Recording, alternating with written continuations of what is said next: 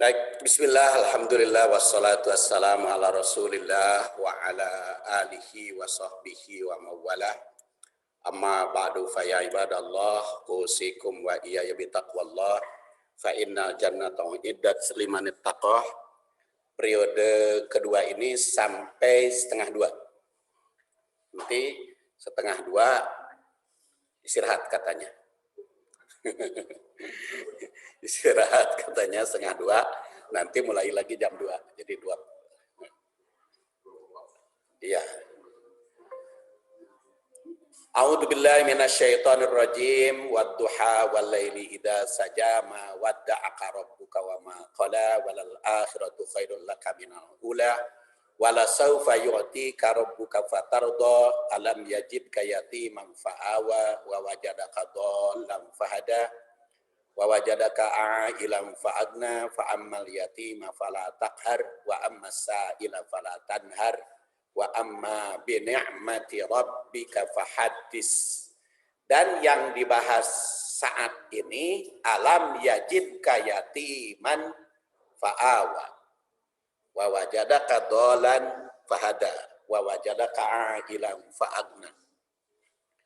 Alam apakah lam tidak yajidka menemukanmu yatiman yatim fa'awa maka melindungimu. Wa wajadaka dan Allah menemukanmu dolan bingung.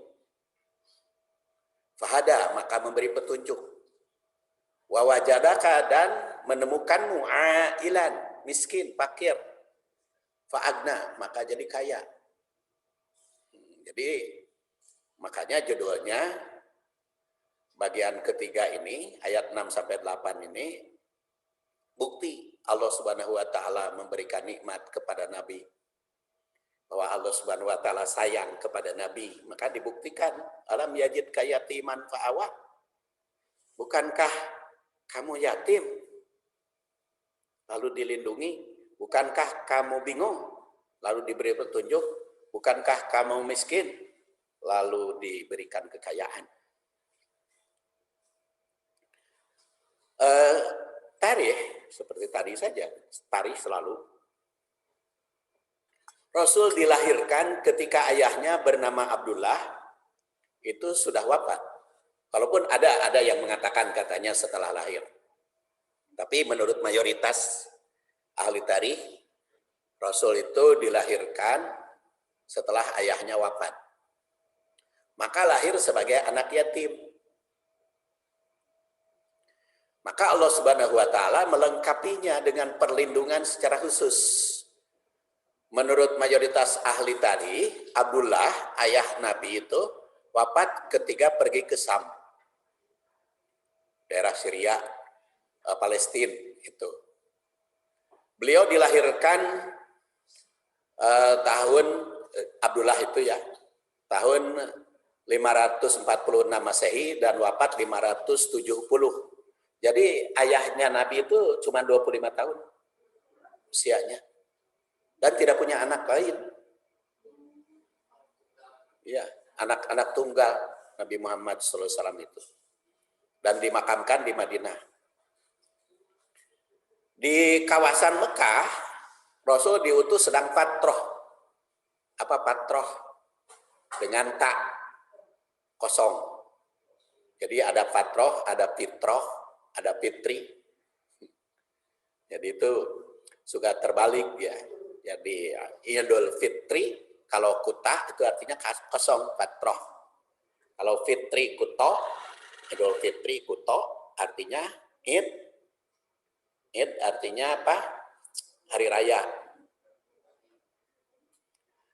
Nah, kembali cenah padahal kembali mah ada yaudu ud.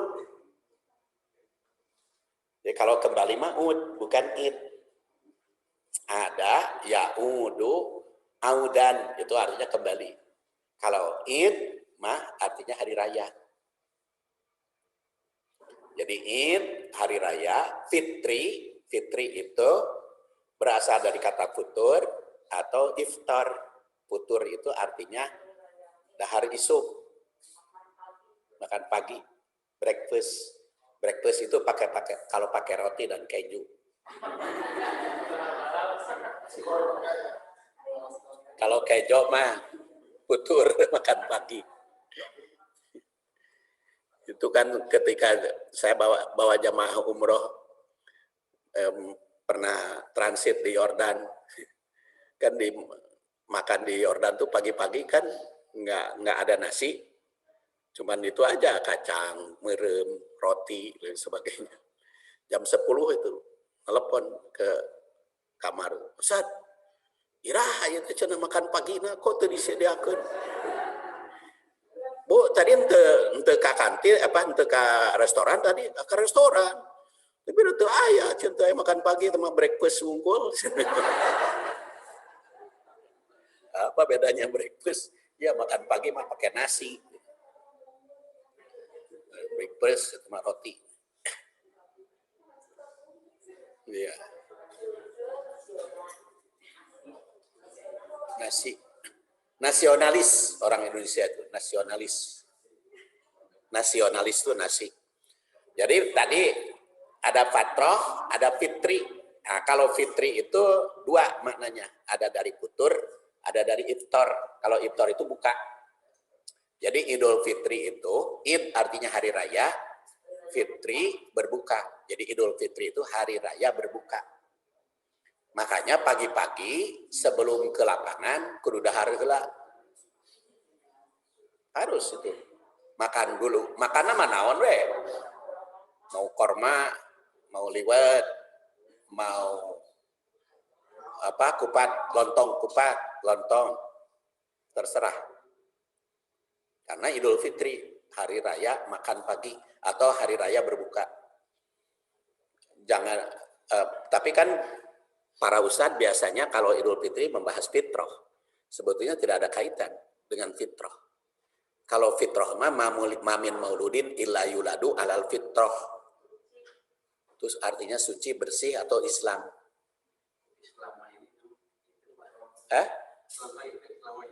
Iya. Kalau saya dengar ceramah-ceramah para ustadz, para kiai itu Idul Fitri itu nggak bahasnya fitrah sebetulnya fitri bukan fitrah. Makanya zakat fitri bukan zakat fitrah. Zakat fitrah itu kan cuma di Indonesia. Sok baca hadis. Ada nggak istilah zakat fitrah? Nggak ada. Sodakoh fitrah itu nggak ada dalam buku hadis. Sodakoh fitri atau zakat fitri bukan zakat fitrah. Ya, itu mah istilah di kita. Istilah di kita mah dikait-kait gitu. Jadi kan kembali kepada fitrah. Ya, biasa bahasa mah. Iya. Iya.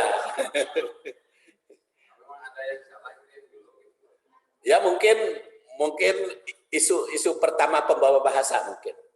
Isu pertama pembawa bahasa. Maka sampai sekarang tuh kalau Idul Fitri artinya Id artinya kembali, Fitri fitrah pada apa ya? Dalam bahasa Al-Qur'an beda antara fitri dengan fitrah. Jadi kalau fitrah suci mah, kalau fitri mah buka. Kalau fatroh kuta itu kosong artinya.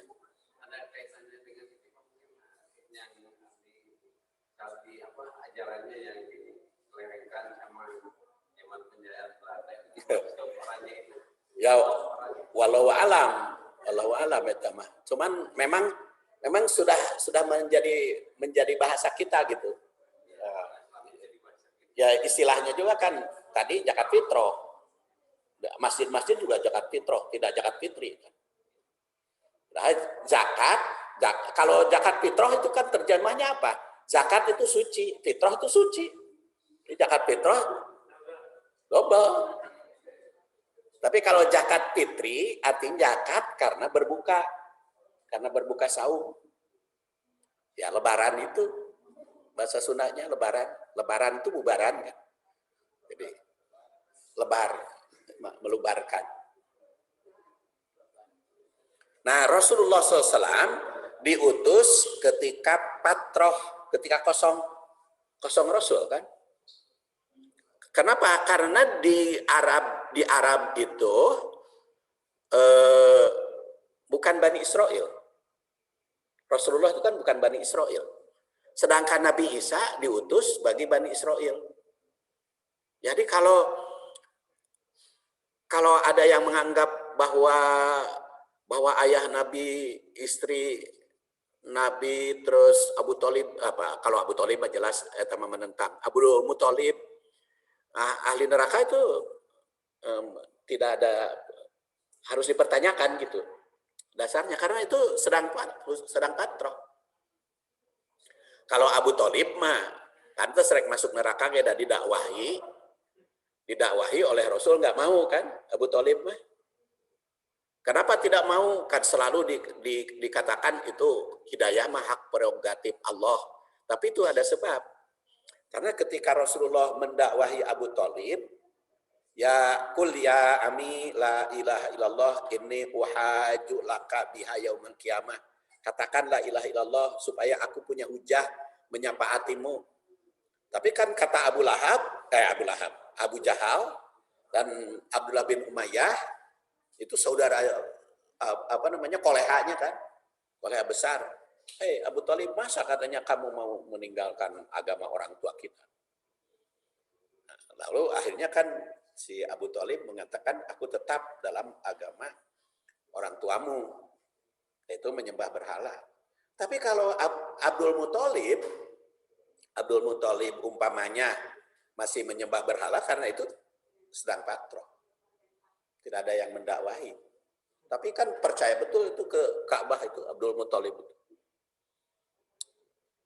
Jadi Nabi Muhammad SAW di situ dikatakan dolan karena tidak ada yang membimbing. Fahada, maka memberi petunjuk. Jadi Nabi Muhammad itu kosong. Tidak punya guru yang membimbing. Makanya salah satu makna ummi itu di situ. Ummi itu kosong. Itu indung kan, ibu. Ummi. Nabi yang diutus 5 abad sebelumnya, syariatnya itu diperuntukkan bagi Bani Israel. Kalau di Madinah mah memang ada Bani Israel, ada di Najran. Tapi kalau di Mekah pada saat itu kosong. Jadi jelas Rasul itu diutus ketika tidak ada Nabi dan Rasul yang membina. Itu historisnya. Sekarang kita lanjut. Ayat ini turun sebagai pengingat bahwa Nabi Muhammad diutus di zaman kekosongan Rasul. Rasul juga di masa kecil tidak mendapatkan asuhan dari ayah kandungannya kan, melainkan dari kakek, yaitu Abdul Muthalib. Namun Allah Subhanahu wa taala menganugerahkan kekosongan tersebut dengan pemenuhan segala kebutuhannya, baik jasmani, rohani maupun ekonomi. Jadi Nabi Muhammad sedang kosong, tidak ada yang membina, ada yang membimbing, yaitu Abdul Muthalib. Kemudian ketika dewasa dalam hal ekonomi, ada yang membimbing, yaitu Khadijah. Khadijah itu kan orang kaya, saudagar besar. Khadijah itu. Dan peristiwa nikahnya kan bukan Rasul yang jatuh cinta lebih dulu. Itu Khadijah. Jadi Rasul itu jadi manajer marketing bisnis Siti Khadijah. Jadi bukan usahanya bukan tukang tanggung, bukan manajer marketing. Karena kalau yang memikul dagangan nama kan ada Maisarah. Jadi Rasulullah itu bepergian kemana-mana dengan Maisarah bisnisnya. Maisarah itu adalah pegawai Siti Khadijah. Dan itu kalau Rasulullah bisnis ke Syria kemana-mana itu dengan Maisarah. Maisarah itu laki perempuan, Bu? Laki-laki.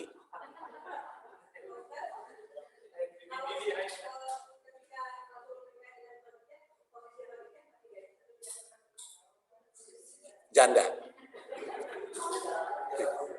Janda kan Khadijah itu kaya peninggalan suaminya. Ya, sudah diriwayatkan sudah menikah 2 kali. Jadi janda memang. Siti Khadijah itu kan usianya 40 tahun. Tapi 40 tahun zaman dulu masih bisa melahirkan ya. Kan usia Siti Khadijah itu ketika dinikah oleh Rasul 40 tahun, tapi kan masih punya anak dengan nikah Rasul. Dari Rasul kan ada Fatimah, Mukilsum, Darukoyah.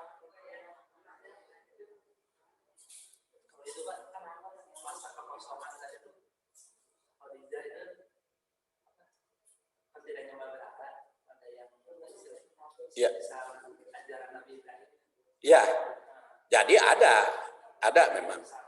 Jadi seperti ajaran Nabi Ibrahim kan masih, tetapi kalau dia menyimpang, jadi itu ada kemakluman. Seperti Khadijah tidak menyembah berhala, karena itu murni ya ajaran Nabi Ibrahimnya. Jadi karena kan dari Nabi Ibrahim itu kan ke Ismail pleng gitu. Beda kalau di sana dari Ismail itu kan ada Ishak, dari Ishak itu ada Yakub, Yusuf gitu kan, terus di Bani Israel mah. Nah, tapi kalau di sini mah kan terputus. Ada. Iya, kan karena Nabi Isa kan diutusnya ke Bani Israel. Jadi di Arab juga ada Bani Israel. Ada, terutama di Madinah. Kalau di Mekah lebih banyak ajaran Nabi Ibrahim. Oh, jadi tadi Rasul kawin dengan janda dulu, itu juga sunnah, tapi bukan harus diikuti. itu mah kan beda-beda kan. Kalau pernikahan Rasul itu kan macam-macam periodenya. Pertama dengan Khadijah, itu kan Siti Khadijah dulu, orang kaya yang jatuh cinta.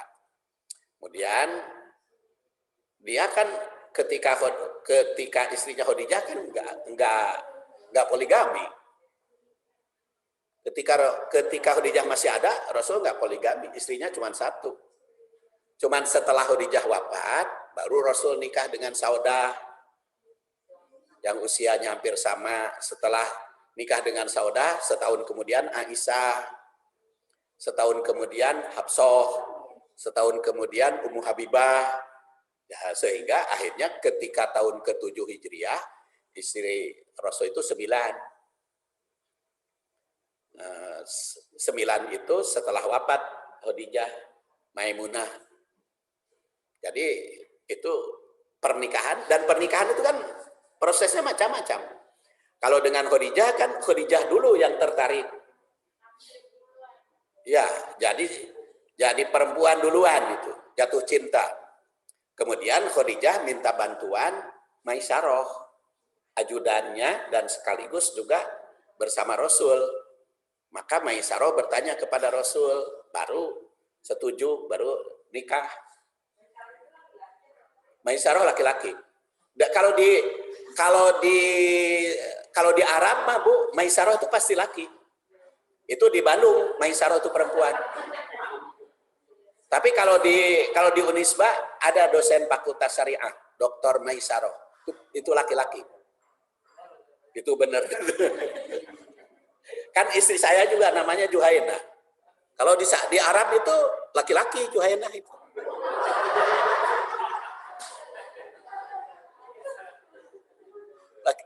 Juhaina itu laki-laki kalau di Arab. Jadi ada Maisarah, Juhaina, Hudaifah, itu nama laki-laki Hudaifah. Harisah itu laki-laki. Di kita kan Harisah perempuan. Sana Harisah itu pasti laki-laki. Iya. Kalau di Indonesia mah gitu. Tapi kan di Indonesia juga di Hamzah mah laki-laki. Baik, kaitan atau tanasub ayat. Ayat 3 menandaskan bahwa Allah Subhanahu wa taala tidak membenci Nabi. Maka ayat berikutnya mengungkap bukti kecintaannya.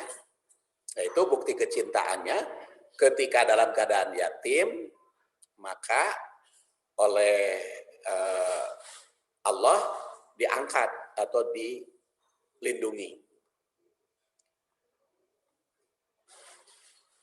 Kedua, dalam ayat sebelumnya ditandaskan bahwa hari depan Rasul adalah lebih baik. Walal akhiratu khairul laka minal ula. Ayat berikutnya membuktikan bagaimana keadaan Rasul tatkala dewasa, yang sebelumnya yatim dapat perlindungan. Jadi yatim tetapi dilindungi ya dengan orang-orang tua. Kemudian ketiga, Rasul itu dalam keadaan miskin, mengatakan bahwa Allah Subhanahu wa taala menganugerahi nikmat memuaskan. Dalam keadaan miskin jadi kaya karena dia tidak punya harta. Kan Abdullah itu bukan orang kaya, ayah Rasul itu. Itu juga Aminah bukan orang kaya. Jadi dilahirkan dari bapak nages maut, ibu nage berapa tahun kemudian meninggal, dia orang miskin. Tetapi karena dia nikah dengan orang kaya, jadi kaya Rasul itu. Dan itu menguasai. Hebat Khadijah itu. Kekayaannya kan diserahkan kepada Rasul. Sehingga Rasulullah SAW itu siap di dalam berdakwah. Jadi kalau ada janda kaya, bagus itu kawin dengan mahasiswa miskin.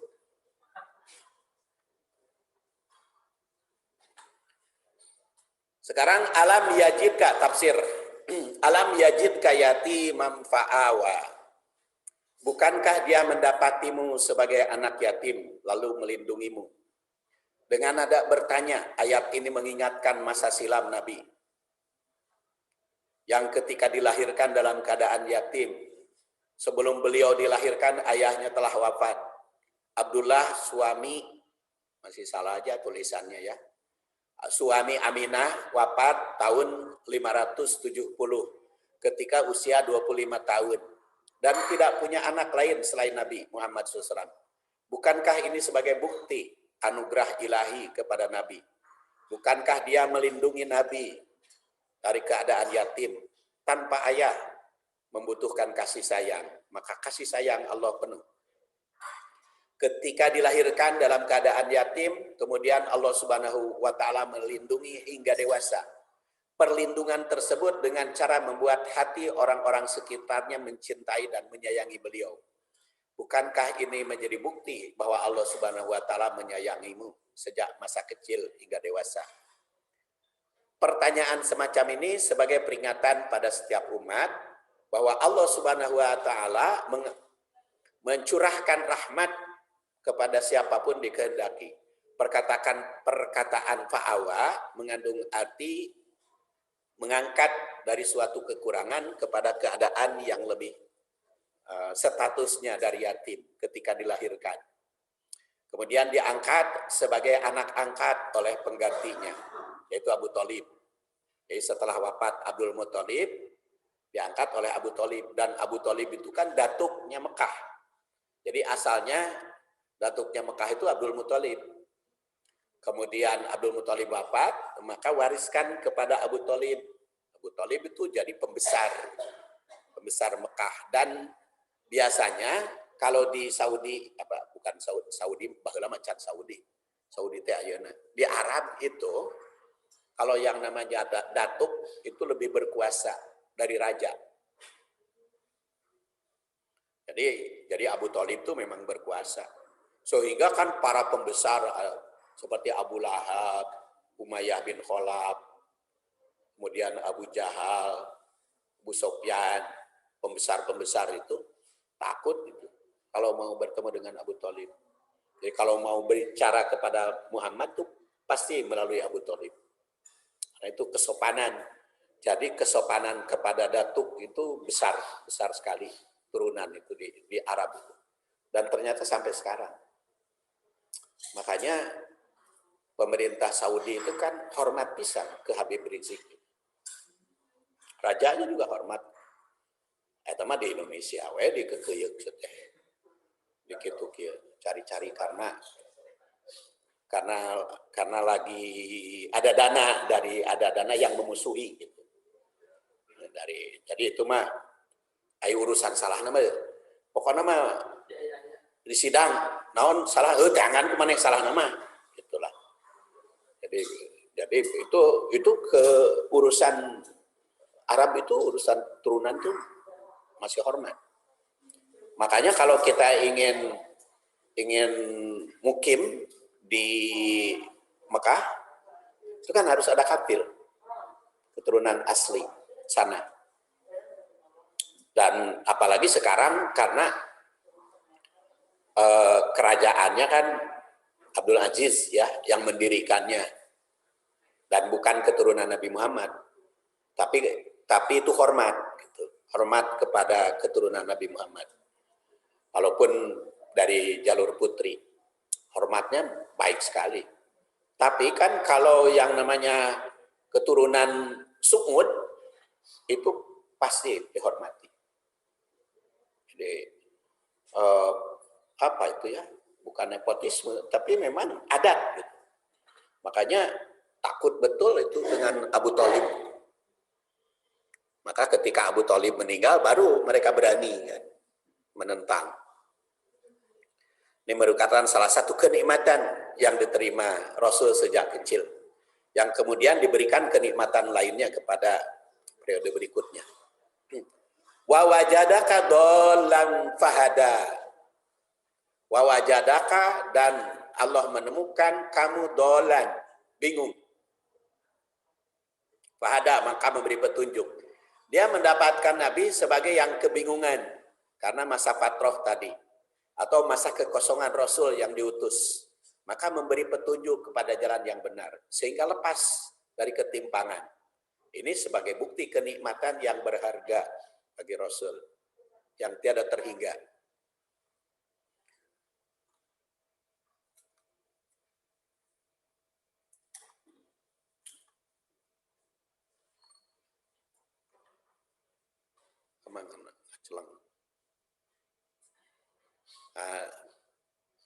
Dikutip oleh Ibnu Jauzi, dolan itu maknanya ada 6. Yang pertama adalah dolan ini kebingungan dalam tanda nubuah dan hukum syariah. Jadi dalam tanda nubuah, maka Allah Subhanahu wa taala memberi petunjuk sebagaimana dipahami oleh jumhur. Kedua, disebut dolan, kebingungan, masih kecil sebagai keturunan bangsa Arab, kebingungan maka dikembalikan yang diasuh kepada Abdul Muthalib. Jadi karena ayahnya meninggal, maka ada pengasuh. Kemudian ketika beliau pergi keluar bersama Maisarah, ajudan Khadijah, datang iblis menggoda, ingin menyesatkannya. Kemudian Jibril membimbing. Jadi godaan tetap ada. 4, beliau lahir di kalangan orang yang sesat akidahnya, keluarganya, karena di situ ada Abu Lahab, ada Abu Jahal, ada Abu Sufyan. Maka Allah Subhanahu wa taala menunjukkan ke jalan tauhid yang benar, yang lurus. 5, terdapat dalam keadaan lupa, maka mengingatkannya sehingga bebas dari kesalahan. Jadi itu berlaku sepanjang masa, bukan hanya masa kecil. Jadi kalau Rasul ada kelupaan, maka ayat membimbing gitu. Salah satu contoh ketika sedang berdialog bersama sahabat, lalu ada Ummi Maktum yang tunanetra ingin berdialog dengan Rasul secara langsung, kan Rasul pada saat itu tidak langsung menerima, kan turun abasa wa tawalla.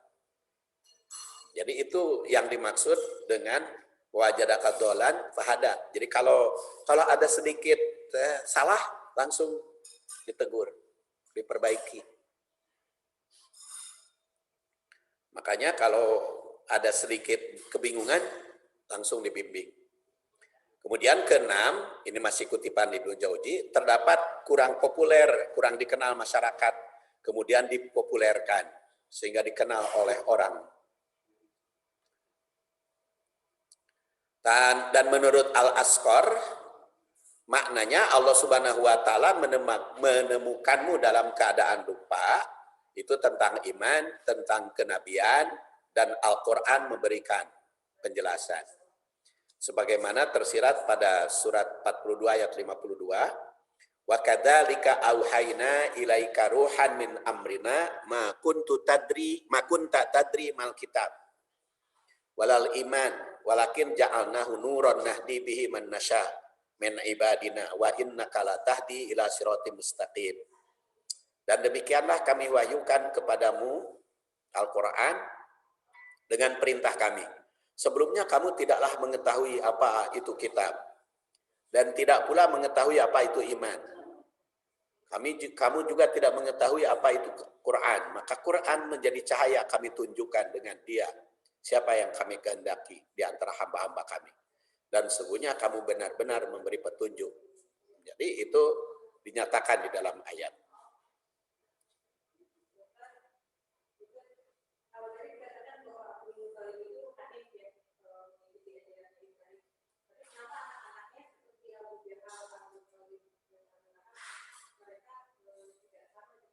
Ya, betul. Jadi ada semacam penyimpangan itu. Anak-anaknya itu. Jadi ada semacam penyimpangan dari apa yang diajarkan oleh Abu Thalib. Abdul Muthalib. Ya, Abu Thalib. Kalau Abdul Muthalib mah murni Abdul Muthalib mah. Kemudian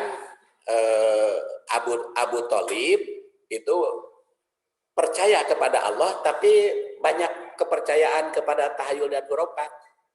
Jadi berhala-berhala teh ya seperti masyarakat di kita kan banyak ya bertauhid tapi masih percaya kepada tahayul ya, masih percaya ke Nyi Roro Kidul, Gunung Gelis, Mah Jamrong, Mah Onang. Itu kan masih yang begitu gitu. Jadi seperti kurban itu kan darahnya dibalur-balur ke Ka'bah. Maka Rasulullah SAW di Mekah itu kan meluruskan akidahnya. Tapi karena Abdul Muthalib meninggal, maka kan jadi pembangkang. Abu Thalib meninggal itu jadi pembangkang bangsa anak-anaknya itu. Jadi menyimpang itu semakin jauh gitu. Ya. Penyebabnya itu karena ada ta'assub. Jadi karena khawatir kalau Muhammad dibiarkan maju, itu kan pengaruh mereka akan hilang. Makanya biasanya kalau untuk mempertahankan kekuasaan itu. Mempertahankan kekuasaan. Jadi kecenderungannya ke situ. Mangga, terus.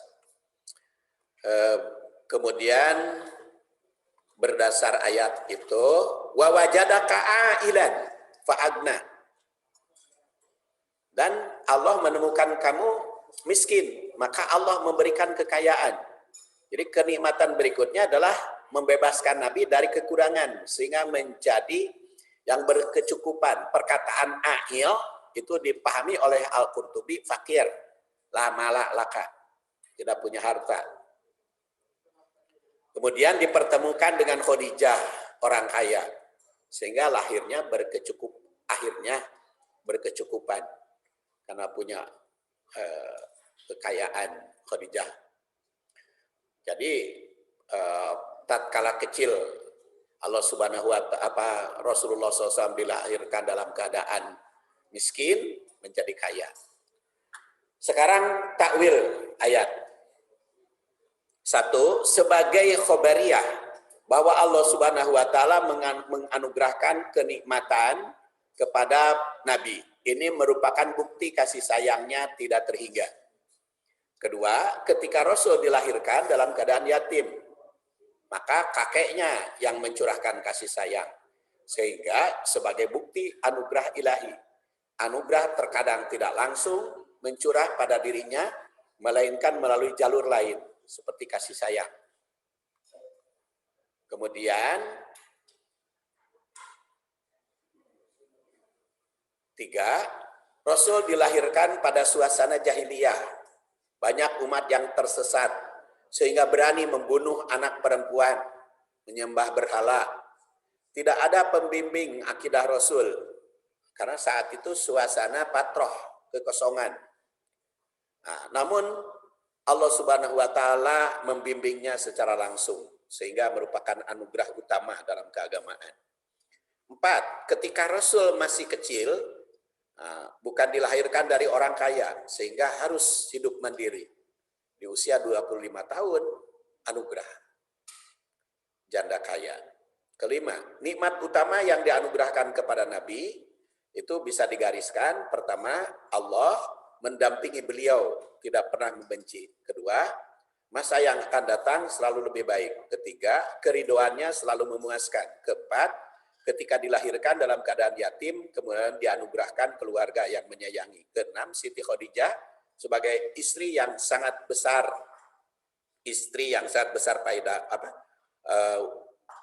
keberhasilannya membawa kenikmatan. Kemudian ketika lupa atau tidak tahu, Allah memberikan petunjuk.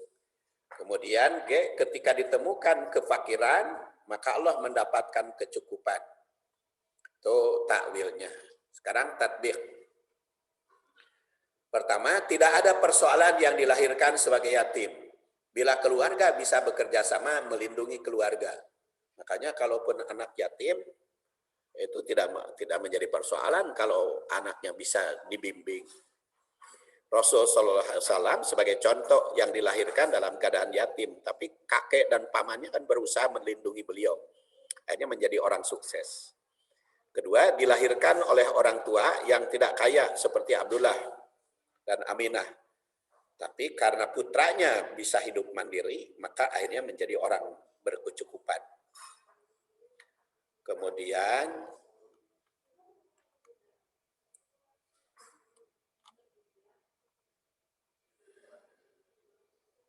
kemana loncat? Tatbik. Ya, 3. Orang yang dilahirkan dari kalangan miskin tidak perlu rendah hati. Rendah diri maksud saya. Tidak perlu rendah diri walaupun orang tuanya miskin. Tapi itu bisa kaya raya, bisa jadi pembesar. Asal berjuang untuk kesuksesan di masa depan. Kemiskinan harta jangan jadi alasan untuk tidak maju. Ilmu lebih berharga dari harta. Walaupun di dalam kehidupan sehari-hari orang miskin itu di bawah derajatnya ya. Tapi kan maka orang miskinnya jangan rendah. Toh Rasul juga baheula orang miskin. Jadi kaya.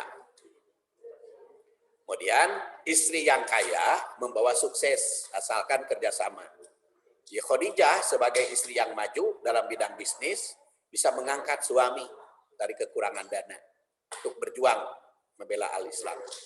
Ini merupakan pesan istri yang kaya siap menunjang suami. 5. Hidup di lingkungan jahiliyah dan penyembah berhala bisa berjuang membela akidah Islamiyah. Semua itu melambangkan adanya nur, cahaya, benderang dalam kegelapan. Umat Islam mesti menjadi cahaya kegelapan bersinar cemerlang menembus kebodohan. Itulah karena sudah 1:30 harus istirahat dulu. Kita tutup.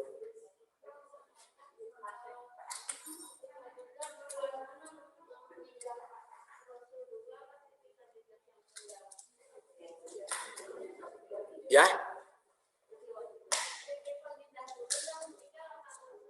Oh, Siti Khadijah dulu. Siti Khadijah itu meninggal ketika Rasul berusia 50 tahun. Jadi Jadi rumah tangga Khadijah dengan Rasul itu selama 25 tahun. Jadi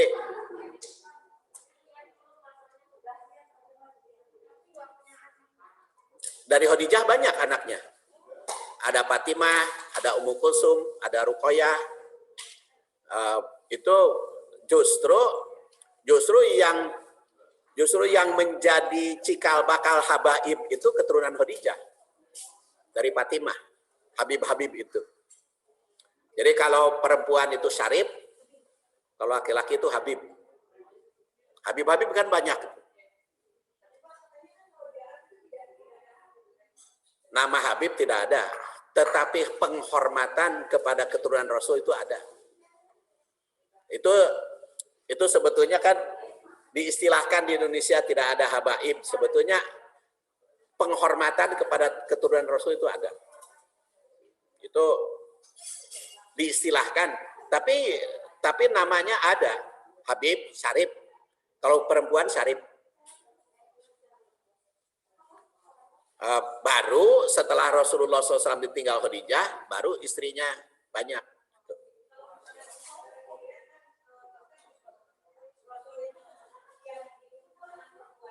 Ya.